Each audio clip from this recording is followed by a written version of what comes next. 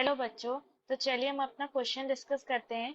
यहाँ पे गिवन है, if the roots of the equation a square plus b square whole multiplied by x square plus 2 multiplied by bc plus ad multiplied by x plus c square plus d square is equal to 0 are real, then a square comma bd comma c square are in option A है ap, b है gp, c है hp और d है agp।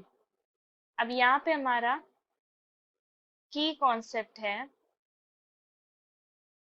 मान लीजिए हमारे पास एक equation given है A X square plus B X plus C is equal to 0। यहाँ पे हमारा डिस्क्रिमिनेंट हो जाएगा बी स्क्वायर माइनस 4ac।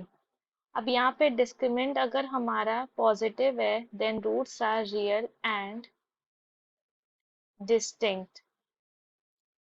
अगर d की वैल्यू 0 है then the roots are real and equal, और d अगर नेगेटिव है देन रूट्स आर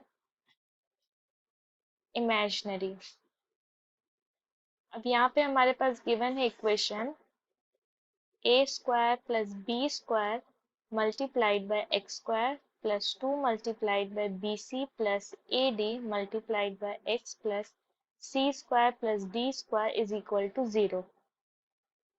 अब हमारा डिस्क्रिमिनेंट हो जाएगा 4, 2 का square 4 multiplied by B C plus A D का whole square minus 4 multiplied by C square plus D square multiplied by A square plus B square. So इस ये हो जाएगा हमारा ऑन सिंप्लीफिकेशन, इसकी वैल्यूज हो जाएगी हमारी 8abcd minus 4a square C square minus 4b square D square. इसे लिख सकते हैं माइनस 4 मल्टीप्लाइड बाय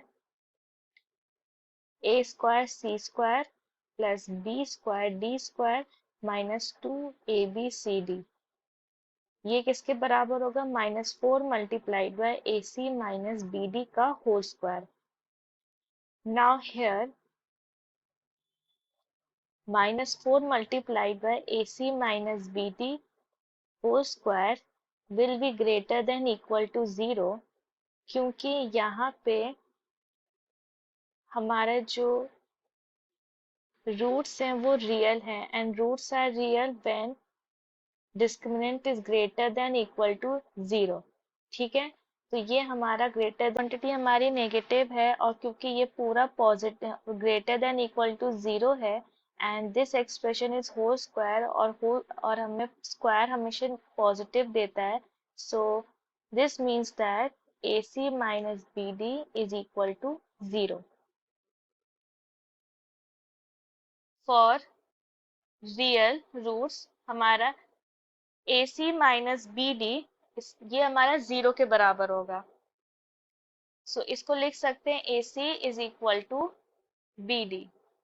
अगर हम इसे देखें, दोनों साइड से स्क्वायरिंग करें, so A square C square is equal to B square D square. हमारे पास तीन टर्म है A square BD comma C square. अगर ये टर्म्स हमारी GP में होंगी तब क्या होगा? ये जो पहला और तीसरा है इसका मल्टीप्लिकेशन हमारा सेकेंड टर्म के स्क्वायर के बराबर होगा। A square C square is equal to B square D square. अगर हम इसका स्क्वायर रूट फाइंड करें तो A C is equal to B D. So यहाँ पे देख सकते हैं हमारा ये और ये सब सिमिलर है, तो इट मीन्स दैट जो हमारा फाइनल आंसर होगा वो होगा कि टर्म्स आर इन। हमारा फाइनल आंसर हमारे ऑप्शन बी से मैच करता है, सो ऑप्शन बी हमारा करेक्ट आंसर हुआ। I hope the concept is clear. Thank you.